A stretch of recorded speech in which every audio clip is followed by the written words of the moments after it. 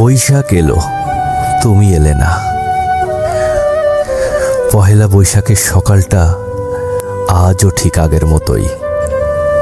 রাস্তা জুড়ে লাল সাদা রঙের উৎসব, মুখে হাসি, চোখে স্বপ্ন। কিন্তু আমার ভিতরটা আজও ফাঁকা, নিঃশব্দ। মেলা বসেছে, ঢোল বাজছে, এসো হে বৈশাখ, ডাকছে সবাই। শুধু তুমি ডাকছো না, আর শুধু তুমি নেই এই ভিড়ের মাঝখানে কোথাও। মনে আছে গত বছরের এই দিনে তুমি আমার হাতটা শক্ত করে ধরে বলেছিলে, নতুন বছর নতুন করে শুরু করব আমরা। আমি বিশ্বাস করেছিলাম, ঠিক যেমন শিশুরা বিশ্বাস করে রঙিন বেলুনে ভাসা আকাশকে। কিন্তু জানতাম না তোমার নতুন মানে ছিল আমার ছাড়া নতুন। আজ একই রাস্তায় হাঁটি, কিন্তু হাতটা ফাঁকা। চারপাশে হাজারো মানুষ, তবু আমি একা। ফুচকার দোকানে দাঁড়িয়ে হঠাৎ থেমে যাই।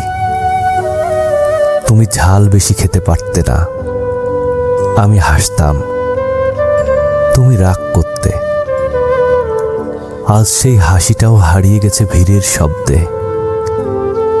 বৈশাখ এসেছে, সবাই নতুন জামা পরে পুরনো দুঃখ ভুলতে চাই, কিন্তু আমি পুরনো ভালোবাসাটা জড়িয়ে রেখেছি বুকের ভেতর।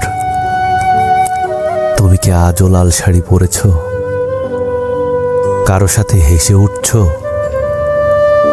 কেউ কি তোমার চুলে আলতো করে ফুল গুজে দিচ্ছে, যেমনটা একদিন আমি দিতাম? জানো,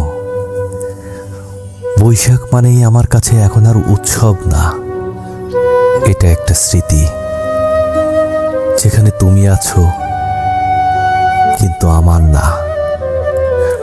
নতুন বছর আসে, সবাইকে নতুন আশা দেয়, শুধু আমার জন্য রেখে যায় একটা পুরনো শূন্যতা, যেখানে তুমি প্রতিদিন একটু একটু করে হারিয়ে যাও। তবুও প্রার্থনা করি তুমি ভালো থেকো, খুব ভালো থেকো। কারণ ভালোবাসা তো কখনো স্বার্থপর ছিল না, শুধু মানুষটা হারিয়ে যায় সময়ের ভিড়ে।